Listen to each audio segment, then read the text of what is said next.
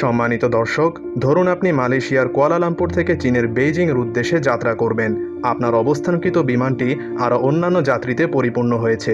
কিছুক্ষণ পরেই বিমানটি আকাশে উড্ডয়ন করবে। বিমানটি তার যাবতীয় কার্যক্রম শেষে বেইজিংয়ের উদ্দেশ্যে আকাশে উড্ডয়ন করল। কয়েক ঘন্টা পরেই বিমানটি ভূপৃষ্ঠ থেকে ৩৫,০০০ ফিট উপরে চলে গেল। ঠিক এই মুহূর্তে কন্ট্রোল রুমের সাথে বিমানটির যোগাযোগ বিচ্ছিন্ন হয়ে গেল। তখন আপনি কি করতেন? হ্যাঁ সম্মানিত দর্শক, আজকে আমরা এমনই একটি বাস্তব ঘটনা শুনতে যাচ্ছি যা আজ থেকে ৯ বছর আগে ঘটে গিয়েছে। তাই ভিডিওটি না টেনে দেখার অনুরোধ করছি। আর আপনি যদি আমাদের চ্যানেলে নতুন হয়ে থাকেন তাহলে অনুরোধ করব চ্যানেলটিকে সাবস্ক্রাইব করে পাশে থাকা বেল আইকনটিকে বাজিয়ে দিন।